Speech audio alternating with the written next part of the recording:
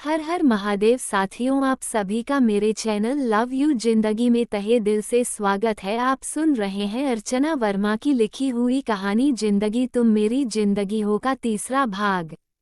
अब तक आपने सुना कि साहिर सिंह राणा की शादी जिंदगी से हो रही है। जिंदगी जो कि एक जिंदा दिल पर मासूम और अल्हड़ सी लड़की है जिसे जिम्मेदारियों का कुछ भी अता पता नहीं, वही साहिर एक धीर गंभीर सुलझा हुआ लड़का है और 9 साल की उम्र से ही पूरे अंपायर की जिम्मेदारी उठा रहा है। एक है आग, दूसरी है ठंडा पानी। कैसे बनेगी उनकी प्रेम कहानी, जानने के लिए सुनते रहे जिंदगी तुम मेरी जिंदगी हो। Enjoy reading. Comment must folded hands. Sahir तेजी से अपने लैपटॉप के पास गया और उसे खोलकर अर्जुन के सामने कर दिया। प्रतापगढ़ सिटी प्रोजेक्ट में काम लगाने के साथ ही साहिर ने लीगल एडवाइजर टीम को सारे डॉक्यूमेंट्स सेंड कर दिए थे। टीम ने जो स्टडी करने के बाद मैसेज रिप्लाई किया था, उसके अनुसार इस सारे प्रोजेक्ट में जिंदगी ऑलरेडी 50% की मालकिन थी और अब जिंदगी को हर जगह मौजूद रहना जरूरी था। ये कैसे हो सकता है? जिंदगी अगर मीटिंग में मौजूद रहेगी तब तो बहुत गड़बड़ हो सकती है। अर्जुन उलझ गया। कुछ समझ में नहीं आ रहा है भाई। इधर बड़ी मां सा ने सारे फैसले के टोटल राइट्स जिंदगी को दे दिए हैं। मैं जिंदगी के फैसले का सम्मान भी कर लेता, लेकिन इसका क्या करूं? अब सब कुछ जिंदगी के हाथ में है, यहाँ तक कि मेरी जिंदगी भी। साहिर ने अपना सर दोनों हाथों में थाम लिया। भाई देख, बड़े बाबा सा अगर जिंदगी के नाम अगर यह 50% नहीं भी लिख कर जाते तो भी तेरे से शादी करने के बाद जिंदगी 50% की मालकिन हो जाती, तो फिर इतना उलझने की क्या बात है? तेरी बीवी होने के नाते ही उसे सब कुछ अटेंड करना ही पड़ता। अब वो मालकिन बनकर करेगी। तू चिंता मत कर, हम इस मैटर को सावधानी से संभाल लेंगे। अर्जुन ने अपनी समझ से जवाब दिया। तू बात की गंभीरता को नहीं समझ रहा अर्जुन। मैं क्या कहना चाहता हूँ पहले उस चीज को समझ। एक तो जिंदगी पहले से ही मुझसे बहुत बदगुमान है क्योंकि मैंने उसके साथ जबरदस्ती शादी की है। दूसरा, कोई जाने या ना जाने, लेकिन तू तो जानता है ना कि मेरा इंटेंशन गलत नहीं था। मैं सिर्फ उसके साथ गलत होने से बचाना चाहता था। मुझे खुद इस वसीयत का पता नहीं था, लेकिन ये देख जयंत का मैसेज जो कि आज उसने जिंदगी को किया है। क्या लिखा है उसने? अर्जुन ने पूछा। उसने नंबर बदल कर जिंदगी को मैसेज किया है। साहिर ने जिंदगी का फोन अनलॉक करके अर्जुन के सामने कर दिया। इस साहिर ने तुमसे शादी सिर्फ और सिर्फ तुम्हारी प्रॉपर्टी के लिए किया है, वह प्रॉपर्टी जो कि उसके हाथ से निकल चुकी है। शमशेर सिंह राणा ने तुम्हें अपनी प्रॉपर्टी का 50% हिस्सेदार बनाया है। साहिर ये प्रॉपर्टी तुम्हें नहीं देना चाहता है, इसलिए तुमसे शादी करके वह पूरी संपत्ति का मालिक बनना चाहता है। अब तुम फैसला लो कि तुम क्या करना चाहती हो। हम सब तुम्हारे साथ हैं। तुम्हारे साथ कोई जोर जबरदस्ती नहीं कर सकता। अर्जुन ने कुछ बुलंद आवाज में मैसेज को पढ़ा।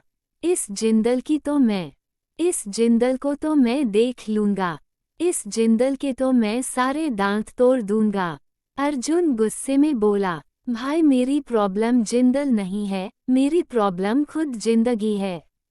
ये तो कह कि उसका फोन गाड़ी में ही मेरे पास रह गया था, जिससे कि अभी उसने ये मैसेज देखा भी नहीं। लेकिन इस चीज को मैं कब तक उससे छुपा सकूंगा? मुझे इन 50% शेयर और प्रतापगढ़ प्रोजेक्ट की चिंता नहीं है, मुझे चिंता उसकी है। साहिर ने अपने हाथ की उंगली नीचे हो रहे शादी की तैयारियों की तरफ पॉइंट करते हुए कहा। नीचे हो रही शादी से तुझे क्या प्रॉब्लम है? जब तूने शादी कर ही ली है तो फिर 7 फेरे पड़े या 14, उससे फर्क पड़ता है। अर्जुन फिर साहिर की बात नहीं समझ पाया। बहुत फर्क पड़ता है भाई। पहली बार शादी करते वक्त हमने 7 फेरे नहीं लिए थे, बस एक पेपर पर सिग्नेचर कर दिए थे। वो एक डील था, एक समझौता था जिसे कानूनी तौर पर निभाना था। पर यहाँ पर शादी करने का यह मतलब है कि मैं पूरी तरह से इस रिश्ते में आगे बढ़ूंगा। तू अच्छी तरह से जानता है कि अगर मैंने एक बार अपना कदम बढ़ा लिया तो फिर मैं अपने कदम पीछे नहीं लूंगा और ना ही जिंदगी को भागने दूंगा। बस मैं यही फैसला नहीं ले पा रहा हूँ कि क्या ये सही है या गलत। अर्जुन चुपचाप साहिर की बात सुन रहा था। उसे खुद समझ में नहीं आ रहा था कि वह क्या बोले।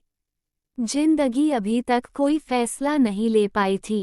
नीचे उसने घर में जो बात हुई थी वह बात भी सुनी थी।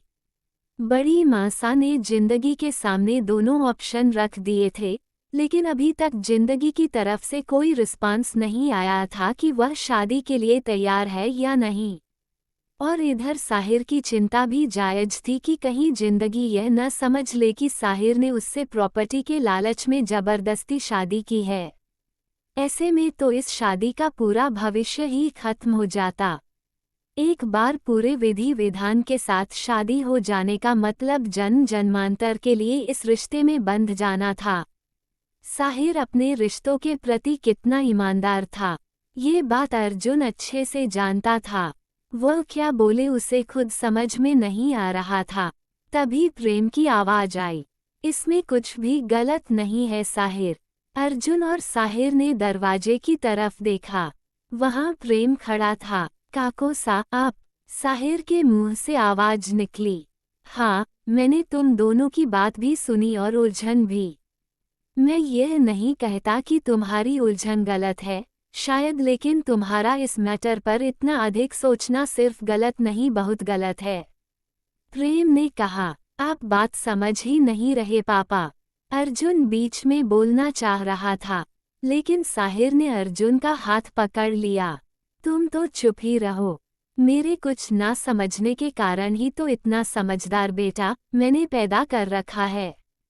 खुद तो किसी चीज की समझदारी नहीं है, चले है अपने बाप को ही समझाने। देखिए साहिर, शादी चाहे किसी भी हालात में हुई हो, पर शादी हो चुकी है यानी कि आपने अपने कदम बढ़ा दिए हैं।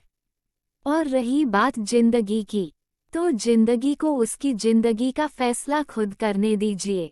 और रही बात आप दोनों के भविष्य की, तो भविष्य कोई नहीं जानता, और न ही भविष्य की चिंता करके हम आज अपना वर्तमान खराब कर सकते हैं। क्या आप जानते थे कि भविष्य में आज के दिन क्या होने वाला था? प्रेम ने लगभग डांटते हुए साहिर से पूछा। साहिर ने अपना सर झुका लिया। आज हम बहुत खुश हैं। जाने अनजाने में ही सही, आपने भाईसा के सबसे बड़े सपने को पूरा कर दिया है। प्रतापगढ़ सिटी प्रोजेक्ट भले ही उनका सपना था, लेकिन ये सपना उन्होंने आप दोनों के लिए ही देखा था। बाद में परिस्थितियां कुछ ऐसी बनती गई कि उन्हें अपने सपने को भुलाकर आगे बढ़ना पड़ा। पर आज जब आप दोनों की विधिवत शादी हो जाएगी, तो धीरे धीरे उनके सारे सपने पूरे होते जाएंगे। इसलिए इस मैटर पर ज्यादा मत सोचिए। जो होता है वह अच्छा ही होता है। आइए, हम आपकी पगड़ी बांध देते हैं। प्रेम ने कंधों से पकड़कर साहिर को चेयर पर बैठाया और उसके क्रीम कलर की शेरवानी के ऊपर मैरून कलर की पगड़ी बांधनी शुरू की। पगड़ी सिर्फ मान सम्मान और इज्जत का प्रतीक नहीं है साहिर, ये सबसे अधिक जिम्मेदारियों का प्रतीक है। आज जब आप अपने जीवन के दूसरे अध्याय में पैर रखने जा रहे हैं, तो आपकी पगड़ी बांधते हुए हम आपसे यह उम्मीद रखते हैं कि आप अपने वैवाहिक जीवन में अपने सारे उत्तरदायित्व, जिम्मेदारियों, रिस्पॉन्सिबिलिटीज को पूरा करेंगे। प्रेम ने साहिर की पगड़ी बांधी और उस पर मोर के आकार का अनकट डायमंड वाला ब्रोंज लगाते हुए कहा, ये भाईसा की पगड़ी का ब्रोंज हम आपके सर पर इस उम्मीद के साथ सजा रहे हैं कि आपकी प्रसिद्धि इस मोर के पंखों की सतरंगी आभा की तरह इस दुनिया में बिखरेगी और आप भी इसकी आभा को बरकरार रखेंगे। जाने क्यों अपने पापा का नाम सुनते ही साहिर की आंखों में फिर से नमी तैर गई। तभी प्रेम की नज़र बिस्तर पर रखे हुए उसी फोटो फ्रेम पर चली गई जो कि कुछ देर पहले साहिर के हाथों में था। प्रेम ने साहिर को खींचकर अपने सीने से लगा लिया। कुछ देर तक दोनों में से कोई कुछ भी नहीं बोला, शायद दोनों खुद अपनी अपनी भावनाओं पर कंट्रोल करना चाह रहे थे। हम अपनी बुआ सा के आंखों में इस खुशी के मौके पर कोई आंसू नहीं देखना चाहते, और ना ही यह चाहते हैं कि आज हमारे भाई सा की आत्मा आप दोनों को रोते हुए देखकर दुखी हो। इसलिए आपसे यह उम्मीद करते हैं कि आप अपने आंसू अपनी आंखों में छुपा कर रखेंगे। साहिर से अलग होते हुए प्रेम ने कहा। साहिर ने हाँ में सिर हिला दिया। भगवान जाने उसने पापा को किस मिट्टी से बनाया है, अच्छी बात भी धमकी देकर ही करवाते हैं। अर्जुन अपने मुंह में ही बड़बड़ाया। अब तुम या खड़े खड़े हमारा मुंह क्या देख रहे हो? जाओ जाकर अपनी मम्मी को देखो और अभिज्ञा को बोलो जल्दी से आरती की थाली लेकर पहुँचे। मुहूर्त का समय हो गया है।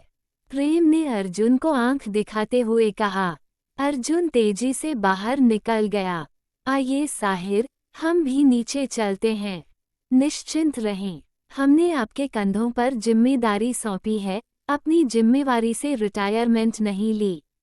प्रेम ने कुछ जताते हुए साहिर के कंधे पर हाथ रखा। साहिर ने चौंकते हुए प्रेम की तरफ देखा। भरोसा रखें हम पर, अब कुछ गलत नहीं होगा।